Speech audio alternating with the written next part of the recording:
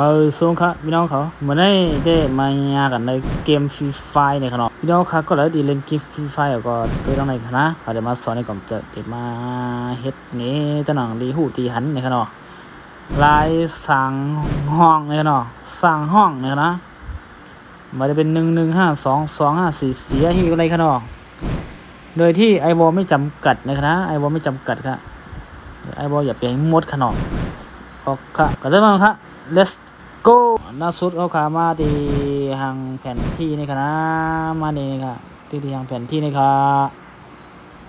ที่เขาได้ย่อมาตัวดีกันในคณะสร้างห้องในคณะ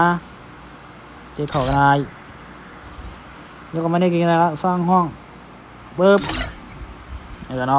ล่าสุดเอาขาเคยใส่รหัสในคณะใส่รหัสได้ดีขนาดนั้นระหว่างที่เขาเปิดสร้างห้องนั่นประเด็นในเขามาจำห้องยังไงกันนะเขาใส่รหัสได้ก็อะไรกันใส่รหัสช่องในค่ะว่าดังใส่รหัสยาวเขาเดี๋ยวมาเลยค่ะมันเดี๋ยวเลือกไว้อัตโนมัติเป็นทีมค่ะนะเขาขามาเลยคู่ก็ได้เลือกโซโล่ก็ได้ค่ะนะเนี่ยค่ะเลือกโซโล่ให้ในค่ะดีสีเหลืองส่วนหมดก็เลือกได้ค่ะหมด4 ครั้งเดี๋ยวเลือกไว้เอาค่ะ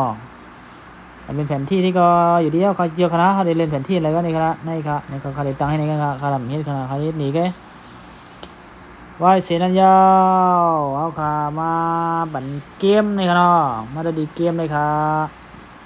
ช่องเกมมาดีเกมยาวมาดีการแข่งขันในคณะสีขาวๆนี่ให้มาอยู่ดีสีในคณะการแข่งขันในคณะในยาวก็เรียบร้อยยาวยาวเปิดก็ดีใครแห้งหึงก็มันนี่ก็เลยครับรอบเลยเนาะรอบมันได้ทำไว้7อัตโนมัตินี่ได้3 เหลี่ยมมาเอา13นี่สูงสุดเนี่ยเนาะ13รอบเลยเนาะสูงสุดขนาดนี้ส่วนที่ไหนก็หนูใหญ่ยังเนาะตั้งแต่ที่ไหนก็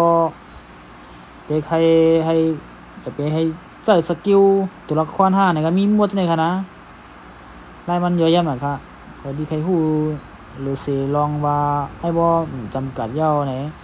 ก็คอมเมนต์ไว้ใต้คลิปในคณะเขาได้มาเห็นนี่ครับพอมีข้อคำเตือนก็ถามได้ในคอมเมนต์คณะตำแหน่งที่เขาได้มาเห็นนี่คณะก็ได้คลิปไม่ได้เขาได้มาเห็นนี่ลองไอ้บ่ไม่จำกัดคณะตัวใดเต็กอะไรในคณะที่มันเตรียมมาฮอตในคณะจำกัดกระสุนในคณะก็เนาะจำกัดกระสุนมันเด็ดเต็กไว้ใช่ในคณะเขาก็มาเต็กวันดีไม่ใช่ในคณะเต็กปุ๊บนี่ก็ไม่ใช่คณะอย่าไปเห็นจำกัดในคณะเนาะอยู่ในหมดกันนะมันจะเป็นหมักกวาง5เป็นหมักป้อมไอ้โบ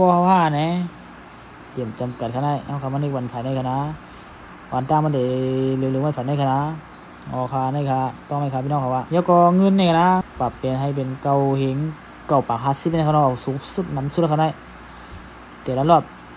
มันก็เดมมีเงินขั้นต่ำขนาดนั้นที่สูงสุดเลยกูเมียวขนาดให้ไหนกันค่ะจะในย่อยาวก็แค่มาขนาดมันจำกัดก็ติ๊กย่อค่ะมันได้ยืนยันให้ก็ใช้เอาขนาดค่ะมีหนังในขนาดมันก็หยาบขนาดสร้างห้องไอ้ว่าไม่จำกัดในคณะใครที่มีเฮ็ดไรห้ามเฮ็ดไรมีคำใจลองจะหือก็คอมเมนต์ใต้คลิปไรขนาดค่ะบ๊ายบายค่ะ